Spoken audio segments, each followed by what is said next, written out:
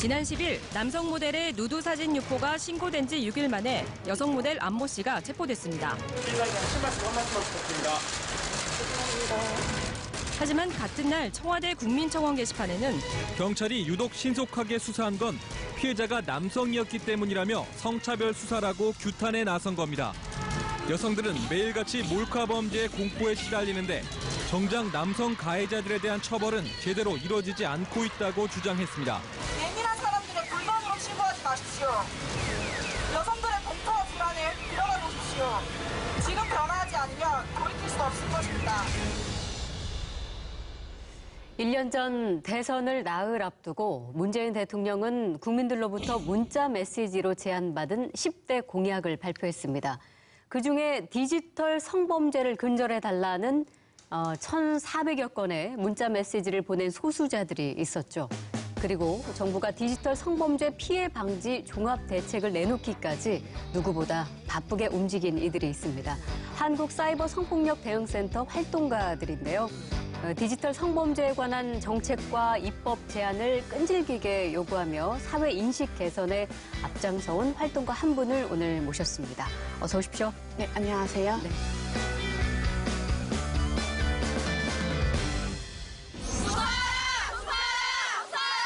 신속하고 적극적인 대응과 대비되는 본단체 증언 사건에서 피해 사례를 간단히 정리해 발표하고자 한다. 이 단체가 어떤 곳이고 주로 어떤 일을 하시는지. 사이버 성폭력 피해자분들을 위해서 수사 법률 지원도 해드리고 그 영상이 유출되면은 인터넷 공간에 많이 퍼지게 되잖아요. 네. 그것을 삭제해주는 작업도 해드리고 있고요. 또 이제 심리 상담이 필요하신 분들께는 심리 상담 치료도 연계해드리고 있습니다. 자, 그 듣는 분들이 도대체 디지털 성범죄 범주가 어디까지냐 이런 질문을 하실 수 있을 것 같은데 어떻게 나눌 수 있을까요? 저희는 일단 디지털 기기로 다른 사람의 동의 없이 막 신체를 촬영한다던가 그런 것들을 디지털 성범죄라고 보고 있고요. 네. 이것을 사이버 공간에 유포를 해가지고 사이버 공간과 만나는 순간 그것을 사이버 성폭력이라고 보고 활동을 하고 있습니다. 네네. 만들고, 그러니까 촬영하고 네. 유포하는 사람뿐만 아니라 그걸 인터넷상에서 시청하는, 네. 보는 것도 범죄다. 네네. 네. 근데 그렇게 본다면 사실 피해자도 많고 가해자도 굉장히 많을 것 같은데. 그렇죠. 이것이 사실 아무도 클릭하지 않고 보지 않으면 범죄로서 성립이 이 안 되는 거죠. 정도까지 되지 않는 것인데 많은 사람들이 보기 때문에 문제가 되는 것이고 가해자 수를 추정하기가 정말 어려운 범죄 유형이라고 할 수 있습니다. 네.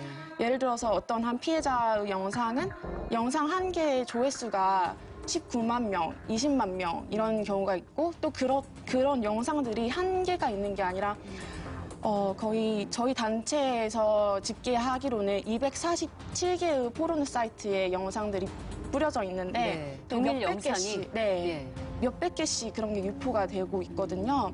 그렇게 해서 사실 가해자를 모두 다 집계하기가 어려운 정도라고 볼 수 있을 것 같습니다. 네, 꼭 네. 촬영하고 그걸 유포하지 않더라도 이미 올라온 거를 시청만 한 사람도 가해자로 지금 포함이 되어져야 되는데 그걸 확인할 길이 없다라는 그렇죠. 거잖아요. 자, 특히 이제 최근에 그 홍대 누드 크로키 불법 촬영 유출 사건이 꽤 파장이 컸습니다. 이번 네. 사건 관련해서 사후 처리를 놓고 뭐 약간의 논란이 있었습니다. 이거 어떻게 보시나요? 이것이 굉장히 이례적으로 잘한 수사로밖에 볼 수가 없는 게 한국 야동, 국산 야동이라는 장르가 아예 있었잖아요. 네. 그 한국에서 이제 사업자 등록을 하고 막 촬영물 같은 것들을 유통 판매하는 웹하드 같은 데만 찾아봐도 그 여성 피해자들의 영상을 굉장히 어렵지 않게 찾아볼 수 있었고 네. 그리고 그것이 거의 하나의 포르노 장르처럼 우리들이 일상 속에 침투해가지고 소비되고 있었는데 여태까지 그런 것들은 어느 정도 방치했다가 이런 사건이 한번 터지고 나니까 아 이렇게까지 수사를 잘할 수 있구나 하는 네. 것을 대중들이 알게 된 거죠. 네. 저희 단체에 오신 피해자분들 중에서는 용의자가 전 남친 한 명이었는데도 막 수사가 어렵다 하고 돌려보내신 분도 있고요. 네. 특히 미성년자 피해자인 경우에는 경찰이 진지하게 받아들이지 않고 가서 공부나 더 해라 하고 돌려보낸 사례도 있었기 때문에 네, 그렇기 때문에 왜 왜 나나 내 주변 여성들이 피해자였을 때는 이렇게 해주지 않았느냐 하는 말이 나올 수밖에 없는 것 같습니다. 어쨌든 이례적으로 잘 된 수사라는 것은 앞으로도 이런 사이버 성폭력 관련 수사 혹은 네. 뭐 꼭 사이버상이 아니더라도 이런 수사는 지금처럼 하는 수사가 표준이 되어야 한다. 그렇죠. 매뉴얼이 되어야 한다라는 그런 말씀을 하고 싶으신 것 같습니다.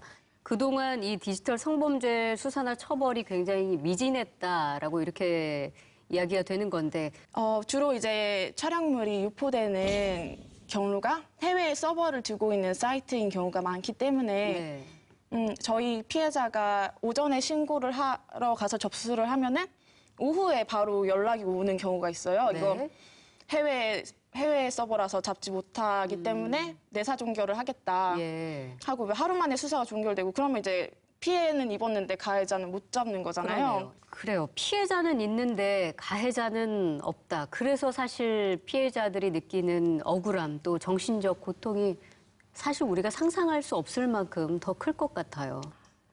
작년 이맘때쯤에도 저희 단체 접수조차 하지 못하시고 돌아가신 여성 피해자분이 있고 사실 저희 단체에 오셔서 도움을 받는 것조차 그분에게는 너무 힘든 일이었던 거죠. 왜냐하면 단 한 명이라도 이 영상을 더 많이 본다는 것 자체가 피해자 입장에선 너무나도 고통스러운 일이고 그럼요. 상상만 해도 얼마나 끔찍하겠습니까? 그리고 이것을 해결하는 과정에서 이제 경찰도 이 영상을 보게 되고 막 해준다고 해도 삭제를 하는 과정에서도 영상을 보게 되고 그 과정 자체를 상상만 해도 견딜 수가 없기 때문에 찾아오지도 못하셨고요. 그분은 이게 인터넷의 어떤 전설처럼 있는 게 아니라 실제로 사람들이 죽고 있는 심각한 범죄라는 점을 말씀드리고 싶고요. 또 이것이 사회권을 박탈하는 그런 심각한 점도 있거든요. 문제가 직장 동료한테서 이제 연락을 받게 되는 거죠. 막 너 때문에 우리 회사의 명예가 실추되었으니 당장 해결하지 않으면 내가 이것을 상부에 보고하겠다. 막 이런 식으로 피해자한테 오히려 더 압박감을 주면서 막 피해자가 결국에는 직장을 그만두게 되고 그런데 또 이제 직장을 그만두는 상태에서 자기 이 법률적인 그런 절차도 밟아야 되고 삭제도 해야 되고 그러니까 돈이 또 필요하잖아요. 현실적으로 어려움이 있는 거죠. 그렇기 때문에 또 이제 수입은 없는데 돈은 써야 되니까 그런 경제적인 상황이 아주 안 좋게 되기도 하고 어떤 피해자분은 사채까지 손을 대시기도 하고 이걸 해결하기 위해서. 그렇죠. 네, 그렇기 때문에 저희가 이런 피해자 지원을 다 무료로 해야 되겠다고 마음을 먹게 된 거거든요. 네, 이게 생각보다 굉장히 심각한 문제입니다.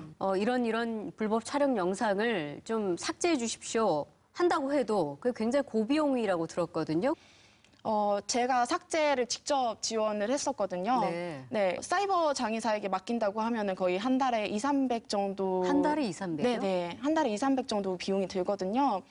그런데 그것이 한두 달 한다고 없어지는 것도 아니고 막 거의 1년 넘게 열심히 영상을 지웠는데 갑자기 2~3년 후에 또 유포가 될 수도 있는 거고 네, 그런 식의 문제점이 많아가지고 사이버 장의사 보험도 있습니까? 큰 대형 보험 회사였어요. 여성들이 이제 살면서 언제 그런 불법 도찰을 당하고 사이버 성폭력 피해자가 될지 모르는 일이잖아요. 그런데 이제 한번 그런 일을 당하면 돈이 많이 들게 되니까 사이버 장의사한테 돈을 줄 때 그렇기 때문에 이제 평소에 조금씩 보험료를 내서 돈을 모은 다음에 그때를 대비해서 보험을 들어놔라. 사이버 장의사를 이용하려면. 그런 보험을 상품을 개발하고 있다고 저희한테 연락을 주시더라고요. 굉장히 이상한 일이죠. 사실 범죄 피해를 당하는 거니까 그냥 지워줘야 하는 게 맞는 거잖아요. 이렇게 돈이 든다는 것 자체가 말도 안 되는 일이고 또 이것으로 인해서 피해자한테 돈을 받아서 이것이 어떤 산업이 된다는 것 자체가 문제적인 게 이것이 돈이 되는 이상 그걸로 돈을 버는 사람은 피해자가 계속 생기기를 바랄 수밖에 없어요. 그렇죠. 무섭습니다. 그 이야기는 정말. 막 이것이 완전한 그 여성 한 명만 있으면 가능한 창조 경제처럼 되어버리는 거죠. 참 희한한 창조 경제도 다 있습니다. 가장 사실 힘든 부분이 어떤 부분일까요? 저희 단체에 온 피해자분들의 영상이 발견된 그런 포르노 사이트만 247개거든요. 네. 조회수들을 다 합산해 봤을 때 사실 정말 굉장한 숫자거든요. 한 영상당 적게는 몇백에서부터 몇만, 막 몇십만까지 이렇게 가는데 그래서 이제 하루 종일 일을 하고 집에 돌아가는 길에 대중교통을 타고 가다 보면은 너무나도 이 평화로운 풍경이 이질적으로 느껴질 때가 있어요. 사실 인터넷 어떤 공간에서는 되게 아비규환이고 막 사람들이 죽어가고 있는 것인데 이 평범해 보이는 사람들 중에서도 뭐 호기심에서라도 한 번쯤은 그런 영상을 본 사람이 있을 수도 있겠지? 막 이런 생각도 들고 막 어떤 사람이 이 가해자인지 알 수가 없기 때문에 일상 속에서도 가끔씩 좀 내가 이 세상에 살고 있는 게 맞나 하는 이질감을 느끼는 게 그게 가장 힘든 부분이고요. 네. 지금도 말씀하실 때 네. 그 사건들이 사실 잊을 수 없는 너무나 충격적인 일들이 많으실 때니까 그게 머릿속에 스치는 것 같은 느낌 때문인지 목소리가 굉장히 떨리면서 맞아요. 말씀을 하시는 것 같습니다. 이 한국사이버성폭력대응센터가 아까도 설명드렸지만 비영리 시민단체다 보니까 이게 운영이 어떻게 되시는지 아까 뭐 한 총 8분밖에 안 되시잖아요. 네. 임금은 받고 하시는지 어떻게 운영이 되는 건가요? 저희가 굉장히 오랜 시간 동안 무급으로 운영을 하고 있었고요. 이제 작년에 드디어 조금 임금을 받기 시작했는데 저희 2017년도 연봉이 70만 원입니다. 네. 연봉이 70만 네, 원이요? 연봉이 70만 원입니다. 그래서 저희가 이제 생활비가 필요하기 때문에 어쩔 수 없이 활동가들이 투잡을 했어야 했고요. 저희 동료 활동가 분들 중에서 여파님이라는 분이 있는데 여파님은 마트에서 갈치 파시는 알바를 하시고 승진님은 그 드럭스토어에서 화장품 같은 거를 파는 일을 하시고 저 같은 경우에는 대형 서점에서 막 주말마다 거의 하루 종일 계속 알바를 했었거든요. 네. 저 여기 후원 계좌 이렇게 띄워주시나요? 네. 많은 후원 부탁드립니다. 네. 멀리 어쨌든 또 이런 이야기를 공유해 주시길 위해서 저희 네. 소수견 인터뷰에 응해 주셔서 감사드립니다. 네, 감사합니다. 네. 디지털 성범죄와 싸우는 활동가 한국사이버성폭력대응센터의 리아한 씨였습니다.